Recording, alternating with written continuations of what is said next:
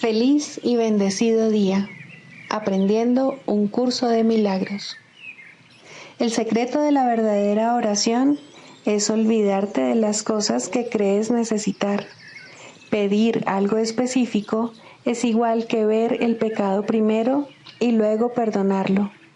Del mismo modo, al orar pasas por alto tus necesidades específicas, tal como las ves, y las dejas en manos de Dios. Ahí se convierten en los regalos que le haces, pues le dicen que no antepondrás otros dioses a Él, ni que quieres otro amor que el suyo. Este libro es un comienzo, no un final.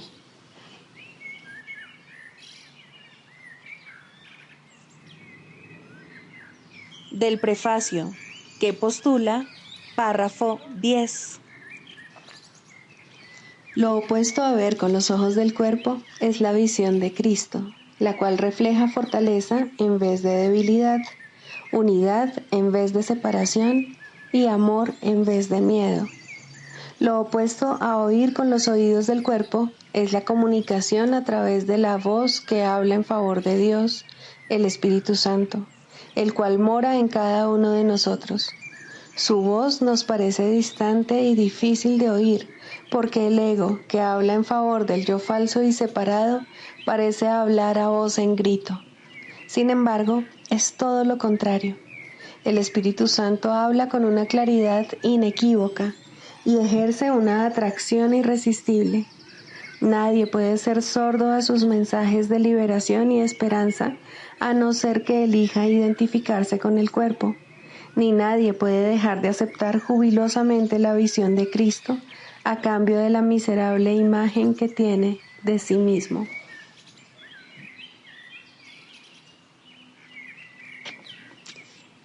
Introducción. Este es un curso de milagros. Es un curso obligatorio. Solo el momento en que decides tomarlo es voluntario.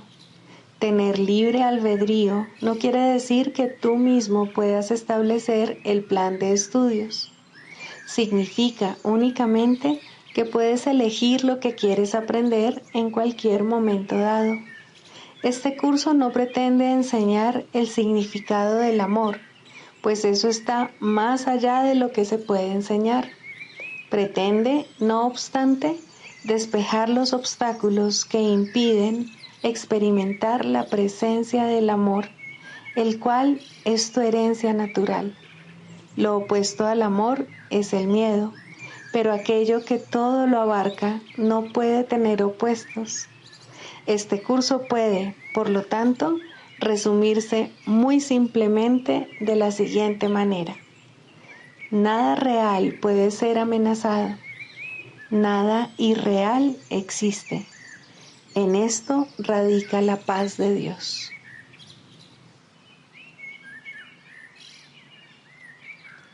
Capítulo 1.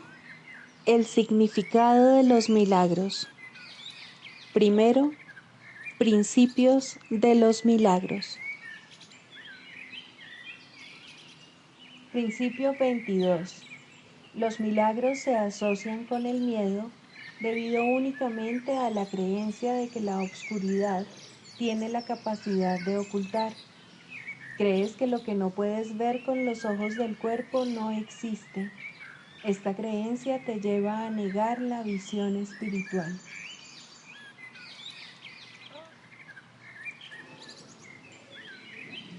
Capítulo 21. Razón y percepción. Introducción. La proyección da lugar a la percepción. El mundo que ves se compone de aquello con lo que tú lo dotaste, nada más. Pero si bien no es nada más, tampoco es menos. Por lo tanto, es importante para ti. Es el testimonio de tu estado mental, la imagen externa de una condición interna. Tal como el hombre piense, así percibirá. No trates, por lo tanto, de cambiar el mundo, sino elige más bien cambiar de mentalidad acerca de él. La percepción es un resultado, no una causa. Por eso es por lo que el concepto de grados de dificultad en los milagros no tiene sentido. Todo lo que se contempla a través de la visión es sano y santo. Nada que se perciba sin ella tiene significado, y donde no hay significado, hay caos. La condenación es un juicio que emites acerca de ti mismo, y eso es lo que proyectas sobre el mundo. Si lo ves como algo condenado, lo único que verás es lo que tú has hecho para herir al Hijo de Dios. Si contemplas desastres y catástrofes, es que has tratado de crucificarlo. Si ves santidad y esperanza, es que te has unido a la voluntad de Dios para liberarlo. Estas son las únicas alternativas que tienes ante ti, y lo que veas dará testimonio de tu elección y te permitirá reconocer cuál de ellas elegiste. El mundo que ves tan solo te muestra cuánta dicha te has permitido ver en ti y aceptar como tuya. Y si ese es su significado, el poder de dar dicha tiene entonces que encontrarse en ti.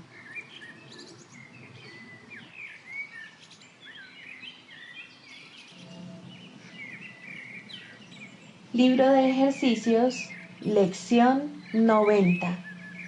Estas son las ideas que vamos a utilizar en este repaso. Primera, permítaseme reconocer el problema para que pueda ser resuelto. Hoy quiero darme cuenta de que el problema es siempre alguna forma de resentimiento que quiero abrigar. Quiero comprender también que la solución es siempre un milagro al que le permito ocupar el lugar del resentimiento. Hoy quiero recordar la simplicidad de la salvación, reforzando la lección de que solo hay un problema y solo una solución. El problema es un resentimiento, la solución un milagro. E invito a la solución cuando perdono la causa del resentimiento y le doy la bienvenida al milagro que entonces ocupa su lugar. Para las aplicaciones concretas de esta idea, puedes usar las siguientes variaciones. Esto supone un problema para mí que quiero que se resuelva.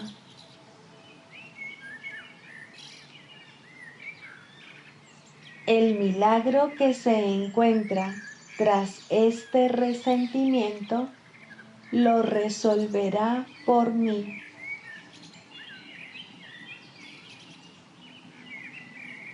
La solución de este problema es el milagro que el problema oculta.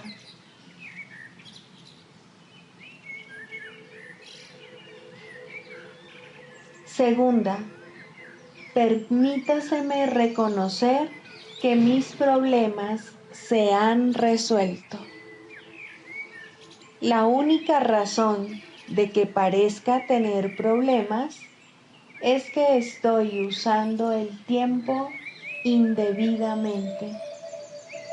Creo que el problema ocurre primero y que debe transcurrir cierto tiempo antes de que pueda resolverse. No veo el problema y la solución como acontecimientos simultáneos. Ello se debe a que aún no me he dado cuenta de que Dios ubicó la solución junto al problema de manera que el tiempo no los pudiera separar. El Espíritu Santo me enseñará esto si se lo permito, y comprenderé que es imposible que yo pudiera tener un problema que no se hubiese resuelto ya. Las siguientes variaciones de la idea de hoy resultarán útiles para las aplicaciones concretas. No tengo que esperar a que esto se resuelva. La solución a este problema ya se me ha dado si estoy dispuesto a aceptarla.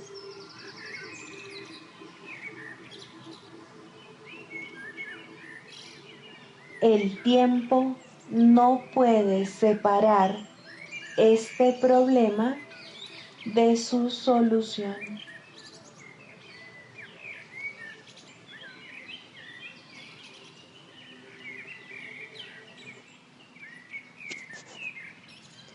Del Manual para el Maestro, pregunta 4. ¿Cuáles son las características de los maestros de Dios? 1. Confianza. He aquí la base sobre la que descansa su capacidad para llevar a cabo su función. La percepción es el resultado de lo que se ha aprendido. De hecho, la percepción es lo que se ha aprendido, ya que causa y efecto nunca se encuentran separados. Los maestros de Dios tienen confianza en el mundo, porque han aprendido que no está regido por las leyes que el mundo inventó. Está regido por un poder que se encuentra en ellos, pero que no es de ellos. Este poder es el que mantiene todas las cosas a salvo. Mediante este poder, los maestros de Dios contemplan un mundo perdonado. Una vez que hemos experimentado ese poder, es imposible volver a confiar en nuestra insignificante fuerza propia. ¿Quién trataría de volar con las minúsculas alas de un gorrión cuando se le ha dado el formidable poder de un águila? ¿Y quién pondría su fe en las miserables ofrendas del ego cuando los dones de Dios se encuentran desplegados ante él? ¿Qué induce a los maestros de Dios a efectuar este cambio? A. Desarrollo de la confianza. En primer lugar, tienen que pasar por lo que podría calificarse como un periodo de deshacimiento. Ello no tiene por qué ser doloroso, aunque normalmente lo es. Durante este periodo parece como si nos estuviesen quitando las cosas, y raramente se comprende, en un principio, que estamos simplemente reconociendo su falta de valor.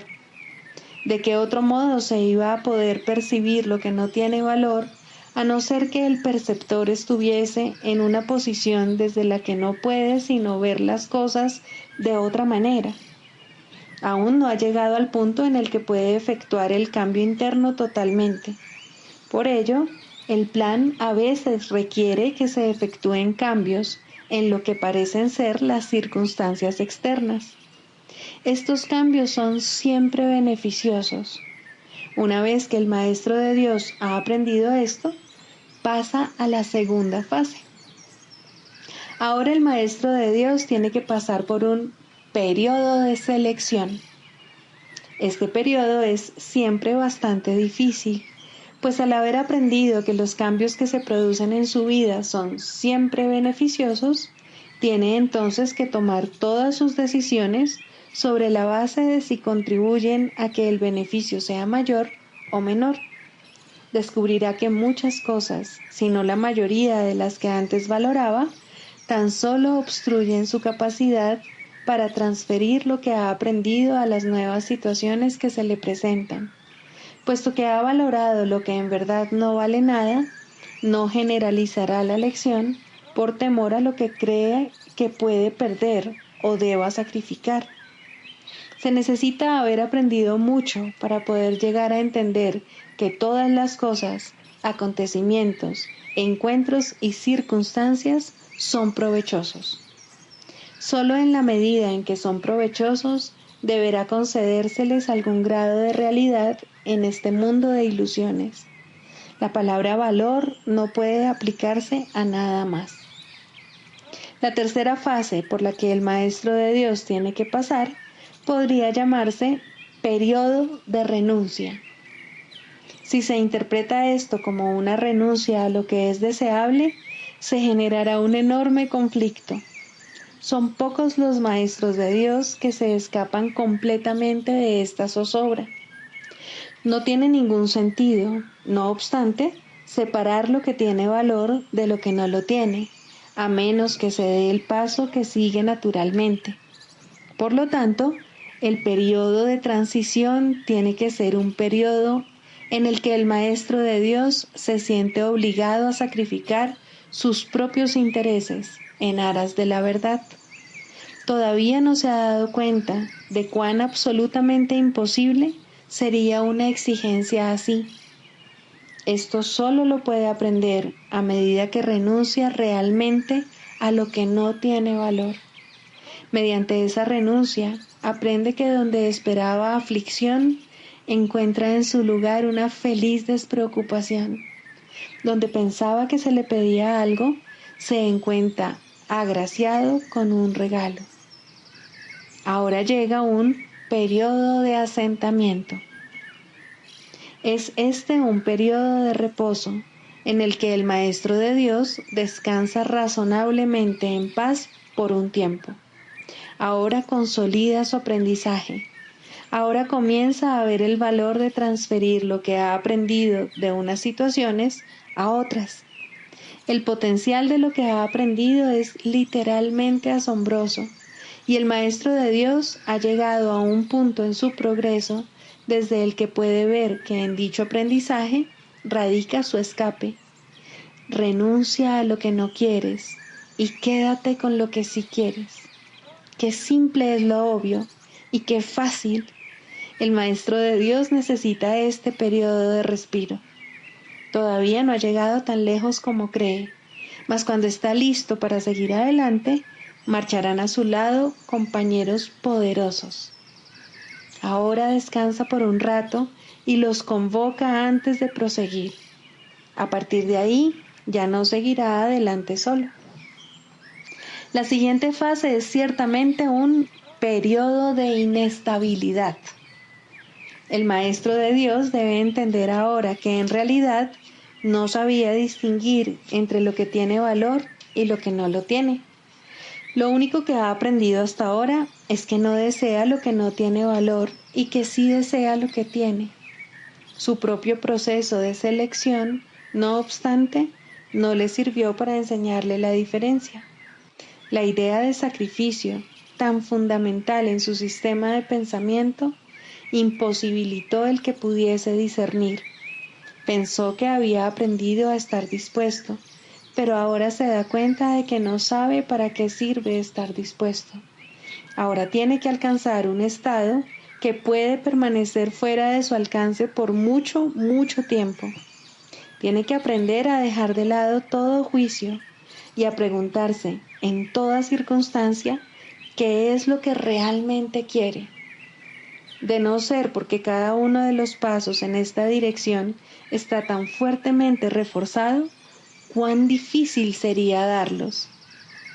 Finalmente, llega un periodo de logros. Ahora es cuando se consolida su aprendizaje.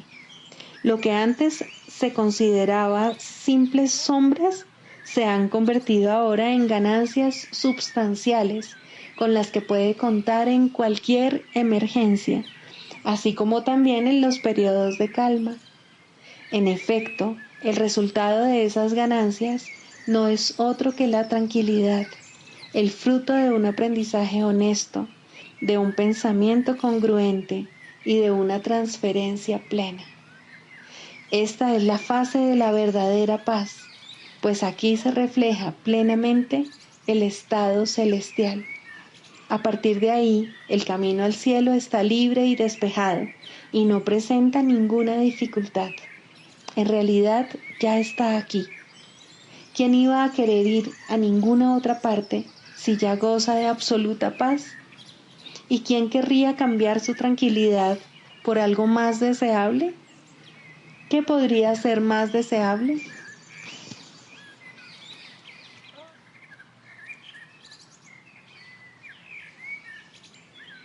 Manual para el maestro, pregunta 16. ¿Cómo debe pasar el día el maestro de Dios? Para un maestro de Dios avanzado, esta pregunta es irrelevante. No tiene un programa fijo, pues las lecciones cambian de día en día.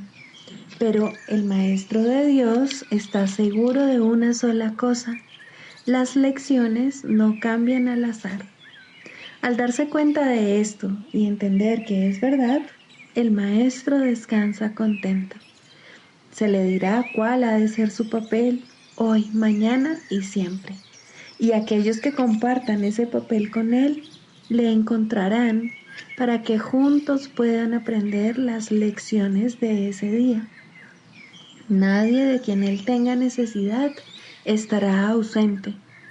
No se le enviará a nadie que no tenga un objetivo de aprendizaje ya establecido y que pueda aprender ese mismo día. Para el maestro de Dios avanzado, esta pregunta es, por consiguiente, superflua. Ya la planteó y ya se le contestó, y él se mantiene en continuo contacto con la respuesta. Ya lo tiene todo y ve desplegarse ante él, seguro y libre de obstáculos, el camino que tiene que recorrer. Pero, ¿qué ocurre con aquellos que todavía no han alcanzado la certidumbre que él posee? Esos aún no están listos para una falta de estructura así. ¿Qué es lo que tienen que hacer para aprender a entregarle el día a Dios? Hay algunas reglas generales a seguir, aunque cada cual debe usarlas a su manera como mejor pueda. Las rutinas como tales son peligrosas porque se pueden convertir fácilmente en dioses por derecho propio y amenazar los mismos objetivos para los que fueron establecidas. Se puede decir, por lo tanto, que en términos generales es mejor comenzar el día bien. Siempre es posible, no obstante, comenzar de nuevo si no se comenzó debidamente. Con todo, es obviamente ventajoso comenzarlo bien y de esa manera ahorrar tiempo. En un principio es aconsejable pensar en función del tiempo, aunque este no es de ningún modo el criterio esencial, probablemente es el más fácil de observar al principio. Inicialmente se hace hincapié en ahorrar tiempo, que si bien sigue siendo importante a lo largo de todo el proceso de aprendizaje, se recalcará cada vez menos. De entrada, podemos decir con seguridad que el tiempo que se dedica a comenzar bien el día ciertamente ahorra tiempo. ¿Cuánto tiempo debe emplearse en ello? Eso depende del mismo Maestro de Dios, quien no puede adjudicarse a sí mismo ese título hasta que haya completado el libro de ejercicios, ya que estamos aprendiendo dentro del marco de este curso. Después de haber finalizado las sesiones de práctica más estructuradas contenidas en el libro de ejercicios, la necesidad individual será el factor determinante. Este curso es siempre práctico. Puede ser que el Maestro de Dios no se encuentre en una situación que sea conducente a pasar unos minutos en un estado de quietud, nada más al despertarse. Si ese es el caso, que recuerde tan solo que su elección es pasar un ratito con Dios lo antes posible y que lo haga. La cantidad de tiempo que dedique a ello no es lo más importante. Uno puede fácilmente pasarse 1 hora sentado, inmóvil, con los ojos cerrados y no lograr nada. O bien puede, con igual facilidad, dedicarle a Dios solo un instante y en ese instante unirse a Él completamente. Quizá la única generalización que puede hacerse al respecto es la siguiente. Dedica un rato, lo antes posible, después de despertarte, a estar en silencio. Y continúa durante 1 o 2 minutos más después de que haya comenzado a resultarte difícil. Probablemente descubrirás que la dificultad disminuye y desaparece. En caso de no ser así, ese es el momento de parar. Por la noche se debe seguir el mismo procedimiento. Tal vez tu periodo de sosiego deba ser temprano en la noche, si no te es posible hacerlo inmediatamente antes de irte a dormir. No debes hacerlo acostado, es mejor estar sentado, en cualquier postura que prefieras. Habiendo completado el libro de ejercicios, seguramente habrás llegado a algunas conclusiones al respecto. Si te es posible, un momento apropiado para dedicárselo a Dios es justo antes de irte a dormir. Esto pone a tu mente en un estado de reposo y te aparta del miedo. Si te resulta más conveniente hacerlo más temprano, asegúrate al menos de no olvidarte pasar un rato, aunque sea solo un momento, en el que cierras los ojos y piensas en Dios. Hay un pensamiento en particular que debe recordarse a lo largo del día. Es un pensamiento de pura dicha, de paz, de liberación ilimitada. Ilimitada porque todas las cosas se liberan dentro de él. Crees que has construido un lugar seguro para ti mismo. Crees que has forjado un poder que te puede salvar de todas las cosas aterradoras que ves en sueños. Pero no es así. Tu seguridad no reside ahí. A lo que renuncias es simplemente a la ilusión de que puedes proteger tus ilusiones. Ese es tu temor y solo ese. Qué insensatez estar atemorizado por nada, nada en absoluto. Tus defensas son inservibles, mas tú no estás en peligro. No tienes ninguna necesidad de ellas. Reconoce esto y desaparecerán, y solo entonces aceptarás tu verdadera protección. Cuán fácil y tranquilamente transcurre el tiempo para el Maestro de Dios que ha aceptado su protección. Todo lo que antes hacía en nombre de su propia seguridad ha dejado de interesarle, puesto que está a salvo y sabe que lo está. Tienen un guía que no le ha de fallar. No es necesario que haga distinciones entre los problemas que percibe, porque aquel a quien acude reconoce que no hay grados de dificultad en su resolución. Está tan a salvo en el presente como lo estaba antes de que su mente aceptase las ilusiones, y como lo estará cuando las haya abandonado. Su estado no cambia con la ocasión o con el lugar, porque todas las ocasiones y todos los lugares son uno para Dios. En esto reside su seguridad. No tiene necesidad de nada más. Con todo, habrá tentaciones a lo largo del camino que al Maestro de Dios aún le queda por recorrer, y tendrá necesidad de recordarse a sí mismo durante el transcurso del día que está protegido. ¿Cómo puede hacer eso? Especialmente en los momentos en que su mente está ocupada con cosas externas. Lo único que puede hacer es intentarlo, y su éxito dependerá de la convicción que tenga de que va a triunfar. Deberá tener absoluta certeza de que su éxito no procede de él, pero que se le dará en cualquier momento, lugar o circunstancia que lo pida. Habrá ocasiones en que su certeza flaqueará, y en el momento en que esto ocurra, el Maestro de Dios volverá a tratar, como antes, de depender únicamente de sí mismo. No olvides que eso es magia, y la magia es un pobre sustituto de la verdadera ayuda. No es suficientemente buena para el Maestro de Dios, porque no es suficientemente buena para el Hijo de Dios. Evitar la magia es evitar la tentación, pues toda tentación no es más que el intento de sustituir la voluntad de Dios por otra. Estos intentos pueden parecer ciertamente aterradores, pero son simplemente patéticos.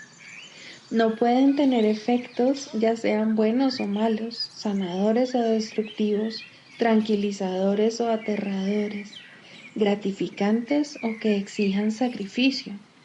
Cuando el Maestro de Dios reconozca que la magia simplemente no es nada, habrá alcanzado el estado más avanzado. Todas las lecciones intermedias no hacen sino conducirle a este estado y facilitar el que este objetivo esté más cerca de reconocerse, pues cualquier tipo de magia, sea cual sea su forma, es simplemente impotente. Su impotencia explica por qué es tan fácil escaparse de ella. Es imposible que lo que no tiene efectos pueda aterrorizar. No hay nada que pueda sustituir a la voluntad de Dios. Dicho llanamente, a este hecho es al que el Maestro de Dios dedica su día.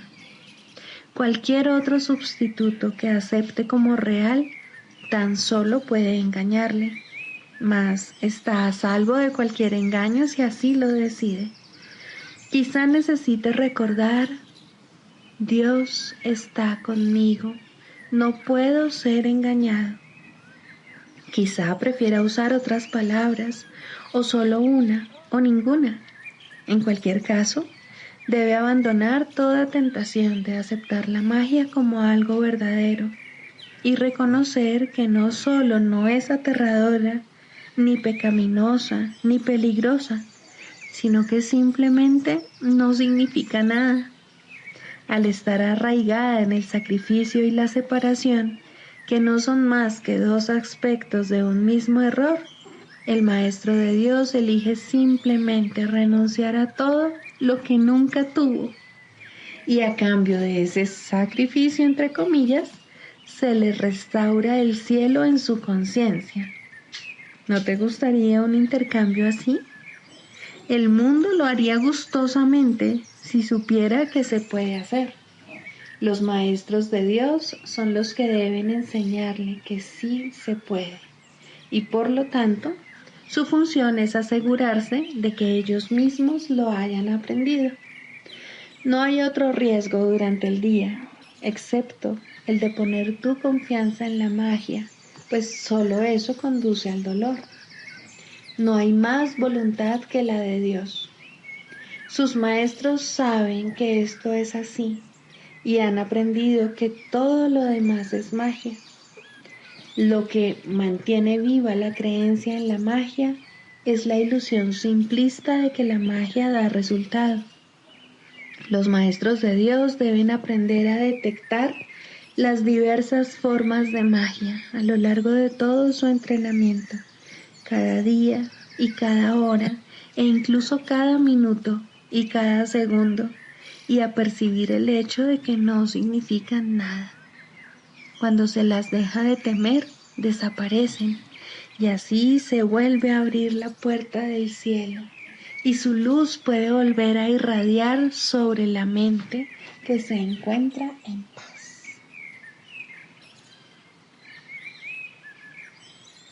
Clarificación de términos. El perdón, la faz de Cristo. El perdón es el medio que nos lleva a Dios y que nos permite alcanzarle, mas es algo ajeno a Él.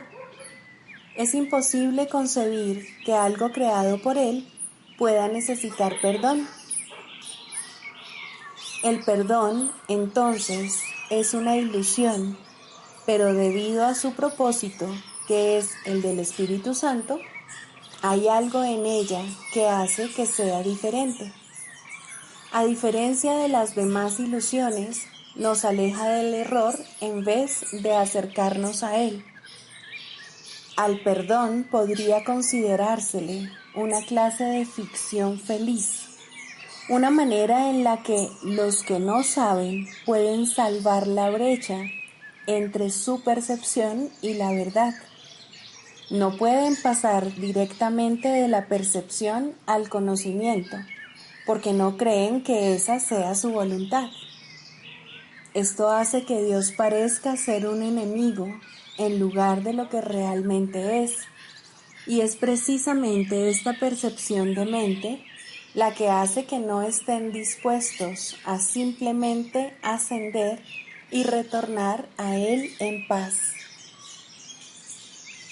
Y de este modo necesitan una ilusión de ayuda, porque se encuentran desvalidos, un pensamiento de paz porque están en conflicto.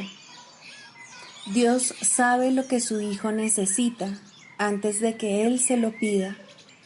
Dios no se ocupa en absoluto de la forma, pero al haber otorgado el contenido, su voluntad es que se comprenda, y eso basta.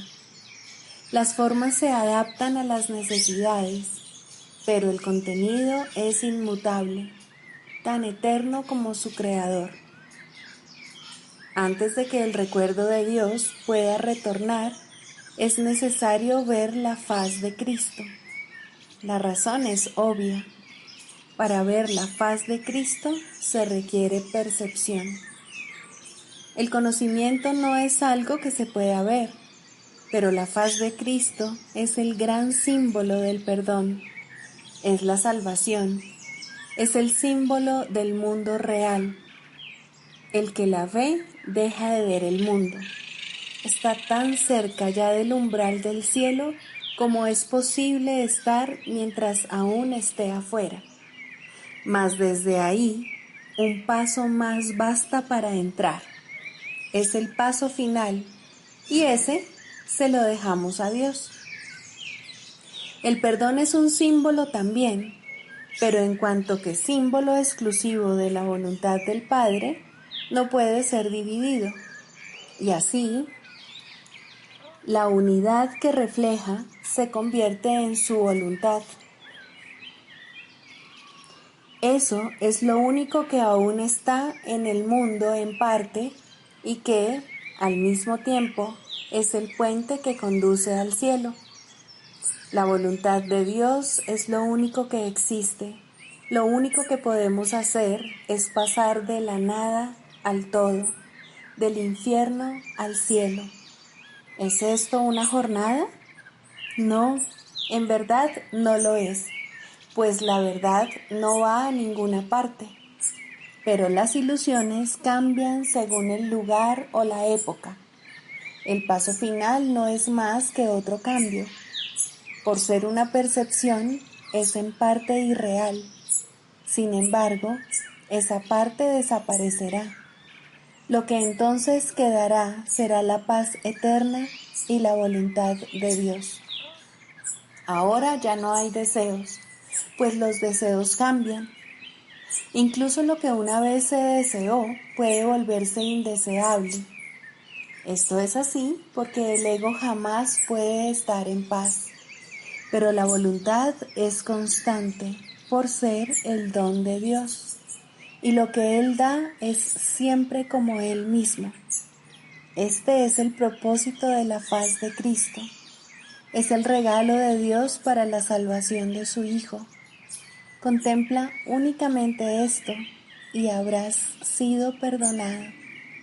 Cuán hermoso se vuelve el mundo en ese instante en el que ves la verdad acerca de ti mismo reflejada en Él. Ahora estás libre de pecado y contemplas tu impecabilidad. Ahora eres santo y así lo percibes. Y ahora la mente retorna a su Creador, la unión de Padre e Hijo. la unidad de unidades que se encuentra detrás de toda unión, aunque más allá de todas ellas. No se ve a Dios, sino que únicamente se le comprende. No se ataca a su Hijo, sino que se le reconoce.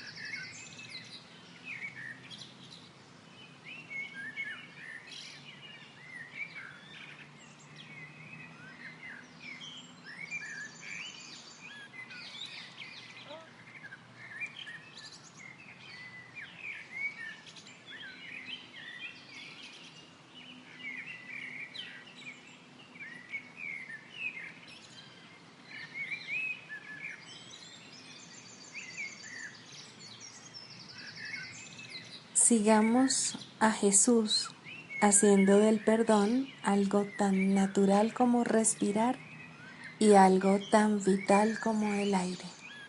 Amén.